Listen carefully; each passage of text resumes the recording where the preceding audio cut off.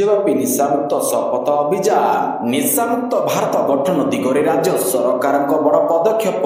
ଆସନ୍ତା ଅଗଷ୍ଟ 18 ତାରିଖରେ ସାରା ରାଜ୍ୟରେ ନିଶାମୁକ୍ତ ଶପଥ ଅଭିଯାନ ଆୟୋଜନ କରାଯିବ। ଏହି ଅଭିଯାନରେ ରାଜ୍ୟର ଅତି କମ୍ରେ 10% ଲୋକଙ୍କୁ ସାମିଲ କରାଯିବା ପାଇଁ ଲକ୍ଷ୍ୟ ଧାର୍ଯ୍ୟ କରାଯାଇଛି। ଏନେଇ ମୁଖ୍ୟ ଶାସନ ସଚିବ ସମସ୍ତ ବିଭାଗର ସଚିବ ଓ ଜିଲ୍ଲାପାଳମାନଙ୍କୁ ଆବଶ୍ୟକ ପ୍ରସ୍ତୁତି ଏବଂ ସମନ୍ୱୟ କରିବାକୁ ନିର୍ଦ୍ଦେଶ ଦେଇଛନ୍ତି। ସ୍କୁଲ, କଲେଜ, ସରକାରୀ କାର୍ଯ୍ୟାଳୟ, ପଞ୍ଚାୟତ ଓ ବିଭିନ୍ନ ସାମାଜିକ ସଂଗଠନର ସହଭାଗିତାରେ ଏହି ଶପଥ କାର୍ଯ୍ୟକ୍ରମ ଅନୁଷ୍ଠିତ ହେବ। ନିଶା ସେବନର କୁପ୍ରଭାବ ସମ୍ପର୍କରେ ସଚେତନତା ବଢ଼ାଇବା ଏବଂ ସୁସ୍ଥ ସମାଜ ଗଠନ କରିବା ହେଉଛି ଏହି ଅଭିଯାନର ପ୍ରମୁଖ ଉଦ୍ଦେଶ୍ୟ। ଏହା ସହ ନିଶା ନିବାରଣ କାର୍ଯ୍ୟକ୍ରମକୁ ଆହୁରି ପ୍ରଭାବଶାଳୀ କରିବା ପାଇଁ ଏନ୍ଟିଏରେ ସୁଧାର ସମ୍ପର୍କିତ କିଛି ଘୋଷଣା ମଧ୍ୟ କରାଯାଇପାରେ। ପରବର୍ତ୍ତୀ ଖବର, ଏନ୍ଟିଏରେ ବଡ଼ ପରିବର୍ତ୍ତନ, 47 ଅଧିକାରୀ ବରଖାସ୍ତ। ନିଟ୍ ୟୁଜି ପ୍ରଶ୍ନପତ୍ର ଲିକ୍ ଘଟଣାକୁ ନେଇ ବିବାଦ ଜାରି ରହିଥିବା ବେଳେ ସରକାର ଏକ ଗୁରୁତ୍ୱପୂର୍ଣ୍ଣ ନିଷ୍ପତ୍ତି ନେଇ ଭାରତୀୟ ପରୀକ୍ଷା ପରିଚାଳନା ସଂସ୍ଥା ଏନ୍ଟିଏର 47 ଜଣଙ୍କୁ ବରଖାସ୍ତ କରିଛନ୍ତି। ସେହିପରି ସରକାର ଆସନ୍ତା ମାସରେ ଏନ୍ଟିଏର ଢାଞ୍ଚାଗତ ସଂସ୍କାର ଆଣିବେ ଏବଂ ଏନ୍ଟିଏ ଗଠନ ହେବା ପରଠାରୁ ଏହା ସବୁଠାରୁ ବଡ଼ ପରିବର୍ତ୍ତନ ହେବ।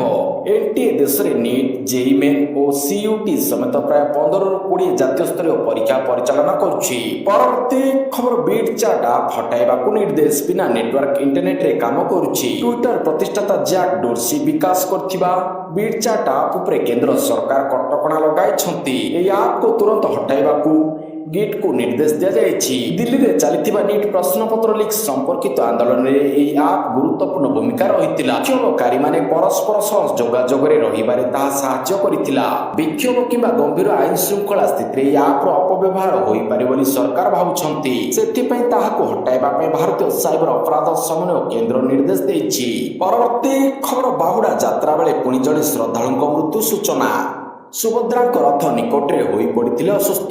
ବାହୁଡ଼ା ଯାତ୍ରା ବେଳେ ପୁଣି ଜଣେ ଶ୍ରଦ୍ଧାଳୁଙ୍କ ମୃତ୍ୟୁ ହୋଇଥିବା ଜଣାପଡ଼ିଛି। ମିଳିଥିବା ସୂଚନା ଅନୁସାରେ କଟକର ଅଭିରାମ ଦାସ ସୁଭଦ୍ରାଙ୍କ ରଥ ନିକଟରେ ହଠାତ୍ ଅସୁସ୍ଥ ହୋଇପଡ଼ିଥିଲେ।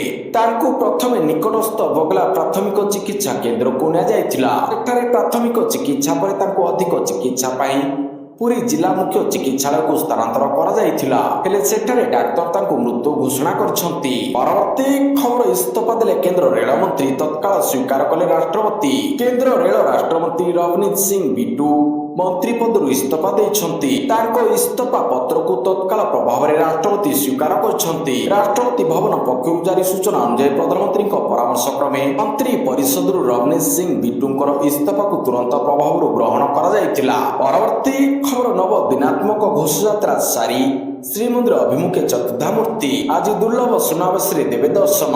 ବାହୁଡ଼ିଲେ ବାହୁଡ଼ା ବ୍ରହ୍ମ। ନବ ଦିନାତ୍ମକ ଘୋଷଯାତ୍ରା ସାରି ଶ୍ରୀମନ୍ଦିର ଅଭିମୁଖେ ବାହୁଡ଼ିଛନ୍ତି ମହାବାହୁ। ଲକ୍ଷାଧିକ ଭକ୍ତଙ୍କ ଗହଳି ସହିତ ହରିବୋଲ ହୁଳି ହୁଳି ଧ୍ୱନିରେ ପ୍ରକମ୍ପିତ ହୋଇଥିଲା ଶରଧାବାଲି। ନିର୍ଦ୍ଧାରିତ ନୀତି ନିର୍ଘଣ୍ଟର 1.5 ଘଣ୍ଟା ପୂର୍ବରୁ ଆରମ୍ଭ ହୋଇଥିଲା ପହଣ୍ଡି। ଗଜପତି ମହାରାଜାଙ୍କ ଶ୍ରୀନଅର ସମ୍ମୁଖରେ ଲକ୍ଷ୍ମୀନାରାୟଣ ଭେଟ ଅନୁଷ୍ଠିତ ହେବାର ପରମ୍ପରା ରହିଛି।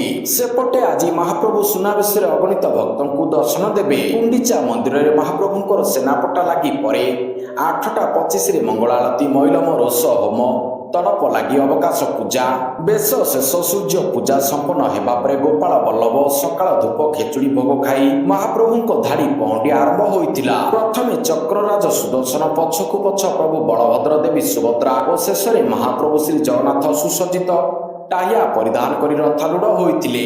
ମହାପ୍ରଭୁଙ୍କ ପବିତ୍ର ବାହୁଡ଼ା ଯାତ୍ରା ଅବସରରେ ଭକ୍ତ ମହାପ୍ରଭୁଙ୍କ ମିଳନ ହୋଇଛି। ମହାପ୍ରଭୁଙ୍କ ହରିଶୟନ ଏକାଦଶୀ ନୀତି, 3 ରଥ ଉପରେ ମହାପ୍ରଭୁଙ୍କ ସୁନାବେଶ ଅନୁଷ୍ଠିତ ହେବ।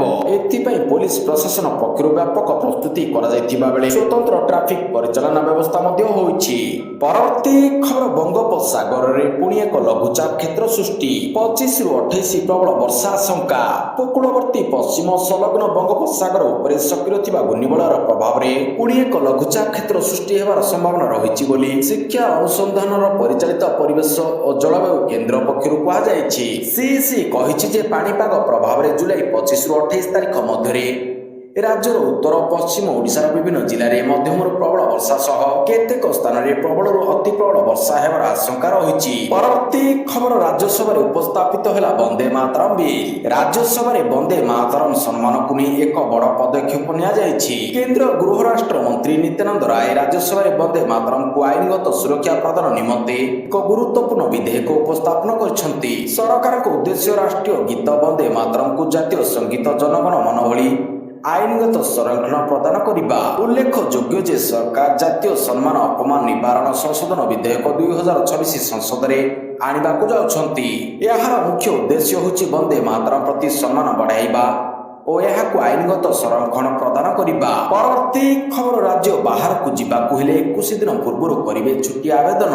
ବ୍ୟକ୍ତିଗତ କାରଣରେ ରାଜ୍ୟ ବାହାରକୁ କିମ୍ବା ବିଦେଶ ଯାତ୍ରା କରୁଥିବା ସରକାରୀ କର୍ମଚାରୀ ଅଧିକାରୀଙ୍କ ପାଇଁ ଅର୍ଥ ବିଭାଗ କଡ଼ା ନିୟମ ଜାରି କରିଛି। ଏଣିକି ଓଡ଼ିଶା ବାହାରକୁ କିମ୍ବା ବିଦେଶ ଗସ୍ତ ପୂର୍ବରୁ ସମ୍ପୃକ୍ତ କର୍ମଚାରୀଙ୍କୁ ଅତି କମ୍ରେ 21 ଦିନ ପୂର୍ବରୁ ଛୁଟି ପାଇଁ ଆବେଦନ କରିବାକୁ ହେବ। ଏହା ସହ ଉପଯୁକ୍ତ କର୍ତ୍ତୃପକ୍ଷଙ୍କ ଠାରୁ ଛୁଟି ମଞ୍ଜୁର କରାଇବା ସହ ସଦର ମହକୁମା ଛାଡ଼ିବା ପାଇଁ ପୂର୍ବାନୁମତି ନେବା ବାଧ୍ୟତାମୂଳକ ହେବ। ବଡ଼ ଜରୁରୀ ପରିସ୍ଥିତିରେ ଏହି ସମୟସୀମାରୁ ବ୍ୟତିକ୍ରମ କରାଯାଇପାରିବ। ପରବର୍ତ୍ତୀ ଖବର, 2028 ପୂର୍ବରୁ ପଦ ଛାଡ଼ିଲେ ବାଂଲାଦେଶ ରାଷ୍ଟ୍ରପତି। ବାଂଲାଦେଶର ରାଷ୍ଟ୍ରପତି ମହମ୍ମଦ ଶାହାବୁଦ୍ଦିନ ସମ୍ବିଧାନର ଧାରା 50 ଅନୁଯାୟୀ ନିଜ ପଦରୁ ଇସ୍ତଫା ଦେଇଛନ୍ତି। ତାଙ୍କ କାର୍ଯ୍ୟକାଳ 2028 ପର୍ଯ୍ୟନ୍ତ ଥିବା ସତ୍ତ୍ୱେ ସେ ନିର୍ଦ୍ଧାରିତ ସମୟ ପୂର୍ବରୁ ପଦ ଛାଡ଼ିଛନ୍ତି। ବଙ୍ଗଭବନର ଲେଟର ହେଡ୍ରେ ବଙ୍ଗାଳୀ ଭାଷାରେ ଲେଖା ଇସ୍ତଫା ପତ୍ରରେ 76 ବର୍ଷୀୟ ଶାହାବୁଦ୍ଦିନ ନିଜର ଦୀର୍ଘଦିନର ଅସୁସ୍ଥତାକୁ ଇସ୍ତଫା କାରଣ ଉଲ୍ଲେଖ କରିଛନ୍ତି। ଇସ୍ତଫା ପତ୍ରରେ ସେ ହୃଦରୋଗ, ଉଚ୍ଚ ରକ୍ତଚାପ, ମଧୁମେହ, କିଡନୀ ସମସ୍ୟା ଓ ବାଇପାସ ସର୍ଜରୀ ସମ୍ପର୍କରେ ଉଲ୍ଲେଖ କରିଛନ୍ତି। ଦୀର୍ଘକାଳୀନ ଚିକିତ୍ସା ଓ ସ୍ୱାସ୍ଥ୍ୟଗତ ସମସ୍ୟା କାରଣରୁ ସାମ୍ବିଧାନିକ ଦାୟିତ୍ୱ ନିର୍ବାହ କରିବା ଆଉ ସମ୍ଭବ ନୁହେଁ ବୋଲି ସେ ଚିଠିରେ କହିଛନ୍ତି। ପରବର୍ତ୍ତୀ ଖବର, ପାକିସ୍ତାନରେ ପ୍ରଥମ ଦେଶର ପରମାଣୁ କମାଣ୍ଡ ମୁଖ୍ୟ ହେଲେ ଲେଫ୍ଟନାଣ୍ଟ ଜେନେରାଲ ସୈୟଦ ଆମିର ରାଜା। ଫିଲ୍ଡ ମାର୍ଶାଲ ଅସୀମ ମୁନିର ସେନାର ଶୀର୍ଷ ସ୍ତରରେ ଥିବା ଏକ ପ୍ରମୁଖ 4 ତାରକା ପଦବୀ ପୂରଣ କରିଛନ୍ତି। ନଭେମ୍ବର 2025ରେ ଆସିଥିବା 37ତମ ସମ୍ବିଧାନ ସଂଶୋଧନ ପରେ ଏହି ନୂତନ ପଦବୀ ସୃଷ୍ଟି ହୋଇଥିଲା। ବର୍ତ୍ତମାନ ଚିଫ ଅଫ୍ ଜେନେରାଲ ଷ୍ଟାଫ୍ ଭାବରେ କାର୍ଯ୍ୟରତ ଲେଫ୍ଟନାଣ୍ଟ ଜେନେରାଲ ସୈୟଦ ଆମିର ରାଜାଙ୍କୁ କମାଣ୍ଡର ନ୍ୟାସନାଲ ଷ୍ଟ୍ରାଟେଜିକ୍ କମାଣ୍ଡ ନିଯୁକ୍ତ କରାଯାଇଛି। ଅମିର ରାଜାଙ୍କ ସେନା କ୍ୟାରିୟର, ଜେନେରାଲ ଅମିର ରାଜା 1991 ମସିହାରେ ମଙ୍ଗଳାରେ ଅଫିସର୍ସ ଟ୍ରେନିଂ ସ୍କିମ୍ ମାଧ୍ୟମରେ ପାକିସ୍ତାନ ସେନାରେ ଯୋଗ ଦେଇଥିଲେ। ପରବର୍ତ୍ତୀ ଖବର, ପ୍ରଶ୍ନପତ୍ର ଲିକ୍ ଉପରେ ସଂଶୋଧିତ ବିଧେୟକକୁ କ୍ୟାବିନେଟ୍ ମଞ୍ଜୁରୀ। 10 ବର୍ଷ ଜେଲ ଏବଂ 10 କୋଟି ଜରିମାନା ଦଣ୍ଡ ପ୍ରାବଧାନ। ପ୍ରଶ୍ନପତ୍ର ଲିକ୍ ବିବାଦ ଏବଂ ଛାତ୍ରଛାତ୍ରୀଙ୍କ ଜାରି ଆନ୍ଦୋଳନ ଭିତରେ ଶୁକ୍ରବାର କେନ୍ଦ୍ର ସରକାର ଉଭୟ ମୋର୍ଚ୍ଚାରେ ସକ୍ରିୟତା ଦେଖାଇଛନ୍ତି। କ୍ୟାବିନେଟ୍ ବୈଠକରେ ପବ୍ଲିକ ଏକ୍ଜାମିନେସନ ଆକ୍ଟ 2024କୁ ଅଧିକ କଠୋର କରିବା ପ୍ରସ୍ତାବ ଉପରେ ଆଲୋଚନା ହୋଇଛି। ସରକାର ଆସନ୍ତା ସପ୍ତାହରେ ମୌସୁମୀ ଅଧିବେଶନରେ ଏହି ସଂଶୋଧିତ ବିଧେୟକକୁ ସଂସଦରେ ଉପସ୍ଥାପନ କରିବାକୁ ପ୍ରସ୍ତୁତି କରୁଛନ୍ତି। ନୂତନ ବିଲ୍ରେ ଫାଷ୍ଟଟ୍ରାକ୍ କୋର୍ଟ ଏବଂ ଦୋଷୀ ସାବ୍ୟସ୍ତ ହୋଇଥିବା ବ୍ୟକ୍ତିଙ୍କ ପାଇଁ କଠୋର ଦଣ୍ଡ ବ୍ୟବସ୍ଥା ଅନ୍ତର୍ଭୁକ୍ତ ହୋଇପାରେ। ପରବର୍ତ୍ତୀ ଖବର, ଓଡ଼ିଶାରେ ସାର୍ବଜନୀନ ଇଭି ଚାର୍ଜିଂ ଷ୍ଟେସନ ବିକାଶ ପାଇଁ 40.5 କୋଟିରୁ ଉର୍ଦ୍ଧ୍ୱ ଟଙ୍କା ମଞ୍ଜୁର। ଓଡ଼ିଶାରେ ସାର୍ବଜନୀନ ଇଭି ଚାର୍ଜିଂ ଷ୍ଟେସନ ବିକାଶ ପାଇଁ ପିଏମ୍ ଇ ଡ୍ରାଇଭ୍ ଯୋଜନାରେ 40,75,75,740 ଟଙ୍କା ଅନୁଦାନ ମଞ୍ଜୁର କରାଯାଇଛି। ଏହି ଅବସରରେ ବାଣିଜ୍ୟ ଓ ପରିବହନ ମନ୍ତ୍ରୀ ବିଭୂତି ଭୂଷଣ ଜେନା କହିଛନ୍ତି, ପୂର୍ବୋଦୟର ପ୍ରବେଶ ପଥ ଓଡ଼ିଶାକୁ ପ୍ରଧାନମନ୍ତ୍ରୀ ନରେନ୍ଦ୍ର ମୋଦିଙ୍କ ଆଉ ଏକ ଅବଦାନ। ଜୁନ 2026ରେ ଅଭିଯାନର ଅଂଶୀଦାରିତାରେ ଓଡ଼ିଶା ଦେଶର ଅଗ୍ରଣୀ ରାଜ୍ୟ। ପରବର୍ତ୍ତୀ ଖବର, ନୀତି ଆୟୋଗଙ୍କ ଇନଭେଷ୍ଟମେଣ୍ଟ ଫ୍ରେଣ୍ଡଲିନେସ୍ ଇଣ୍ଡେକ୍ସ ତଥ୍ୟ ଟପ୍ 5 ରାଜ୍ୟ ଭିତରେ ଓଡ଼ିଶା। ଇନଭେଷ୍ଟମେଣ୍ଟ ଫ୍ରେଣ୍ଡଲିନେସ୍ ଇଣ୍ଡେକ୍ସରେ ଓଡ଼ିଶା ଦେଶର ଶୀର୍ଷ 5ଟି ରାଜ୍ୟ ମଧ୍ୟରେ ସ୍ଥାନ ପାଇଛି। ନୀତି ଆୟୋଗଙ୍କ ଏହି ରିପୋର୍ଟ ସାମ୍ନାକୁ ଆସିବା ପରେ ବାହାବା ନେବା ପାଇଁ ବିବାଦ ସୃଷ୍ଟି ହୋଇଛି। 2023-24 ବର୍ଷର କାର୍ଯ୍ୟ ଦକ୍ଷତାକୁ ଆଧାର କରି ନୀତି ଆୟୋଗଙ୍କ ରିପୋର୍ଟ ପ୍ରକାଶିତ ହୋଇଛି। ନବୀନ ସରକାରର କୃତିତ୍ୱକୁ ନିଜର କହି ଓଡ଼ିଶାବାସୀଙ୍କୁ ବିଜେପି ଭ୍ରମିତ କରୁଛି ବୋଲି ବିଜେଡି କହିଛି। ଏହାର ତଥ୍ୟ ପ୍ରମାଣ ରଖି ବିଜେଡି ରାଜ୍ୟ ସରକାରଙ୍କୁ ଘେରିଛି। ପରଘର ତିଅଣରେ ପଡ଼ୋଶୀଙ୍କୁ ଭୋଜି ଦେବା ବିଜେପି ଠାରୁ ଶିଖିବା କଥା ବୋଲି ଦଳ କହିଛି। ପରବର୍ତ୍ତୀ ଖବର, ଅବସର ନେବେ ୱାଇବି ଖୁରାନିଆ। ଆସନ୍ତା ଅଗଷ୍ଟ 16 ତାରିଖରେ ଅବସର ନେବେ ରାଜ୍ୟ police DG YB Khurania. Police DG YB Khurania ଆସନ୍ତା ଅଗଷ୍ଟ 16 ତାରିଖରେ ଅବସର ନେବେ। ତାଙ୍କୁ ଅବସର ନେବା ପାଇଁ ରାଜ୍ୟ ସରକାର ଅନୁମତି ପ୍ରଦାନ କରୁଛନ୍ତି ଓ ଏନେଇ ଗୃହ ବିଭାଗ ପକ୍ଷରୁ ବିଧିବଦ୍ଧ ବିଜ୍ଞପ୍ତି ପ୍ରକାଶ ପାଇଛି। 1990 ବ୍ୟାଚର IPS officer YB Khurania 2026 March ମାସରେ 60 ବର୍ଷ ପୂରଣ କରି ସରକାରୀ ଚାକିରିରୁ ଅବସର ନେବାର ଥିଲା। ହେଲେ ପୋଲିସ ଡିଜି ଭାବରେ 2 ବର୍ଷ କାର୍ଯ୍ୟକାଳ ପୂରଣର ପ୍ରାବଧାନ ପାଇଁ ତାଙ୍କୁ 2026 ଅଗଷ୍ଟ 16 ତାରିଖ ପର୍ଯ୍ୟନ୍ତ କାର୍ଯ୍ୟ କରିବାର ଅନୁମତି ମିଳିଥିଲା। ପରବର୍ତ୍ତୀ ଖବର, କ୍ୟାବିନେଟ୍ରେ ବଡ଼ ନିଷ୍ପତ୍ତି, କେମିକାଲ ପାର୍କ ପ୍ରତିଷ୍ଠା ଲାଗି ଭାରତ ଔଦ୍ୟୋଗିକ ବିକାଶ ଯୋଜନା ରସାୟନକୁ କ୍ୟାବିନେଟ୍ ମଞ୍ଜୁରୀ। ପ୍ରଧାନମନ୍ତ୍ରୀ ଶ୍ରୀ ନରେନ୍ଦ୍ର ମୋଦିଙ୍କ ଅଧ୍ୟକ୍ଷତାରେ ଅନୁଷ୍ଠିତ କେନ୍ଦ୍ର କ୍ୟାବିନେଟ୍ ଦେଶରେ 3ଟି ସ୍ୱତନ୍ତ୍ର କେମିକାଲ ବା ରାସାୟନିକ ପାର୍କ ପ୍ରତିଷ୍ଠା ପାଇଁ ଭାରତ ଔଦ୍ୟୋଗିକ ବିକାଶ ଯୋଜନା ରସାୟନ ବା ଭବ୍ୟ ରସାୟନ ଯୋଜନାକୁ ଅନୁମୋଦନ କରିଛି। 2026-27 ଆର୍ଥିକ ବର୍ଷ ପାଇଁ କେନ୍ଦ୍ରୀୟ ବଜେଟରେ ଏହି ଯୋଜନା ଘୋଷଣା କରାଯାଇଥିଲା। ଏହି ଯୋଜନା ପାଇଁ ମୋଟ 3030 କୋଟି ଟଙ୍କା ବ୍ୟୟବରାଦ କରାଯାଇଛି। ପରବର୍ତ୍ତୀ ଖବର HCL କରିବ AI ଡାଟା ସେଣ୍ଟର 2028 ସୁଦ୍ଧା କାର୍ଯ୍ୟକ୍ଷମ ହେବ ଡେଭଲପମେଣ୍ଟ ସେଣ୍ଟର। ଦେଶର ଅଗ୍ରଣୀ IT company HCL technologies limited ଓଡ଼ିଶାରେ ଏକ AI ଡାଟା ସେଣ୍ଟର ସ୍ଥାପନ କରିବ। କମ୍ପାନୀ ପକ୍ଷରୁ ଏନେଇ ଓଡ଼ିଶା ସରକାର ଓ AI ସଂସ୍ଥା ସର୍ବମ୍ ସହିତ ଏକ ବୁଝାମଣା ପତ୍ର ସ୍ୱାକ୍ଷର କରାଯାଇଛି।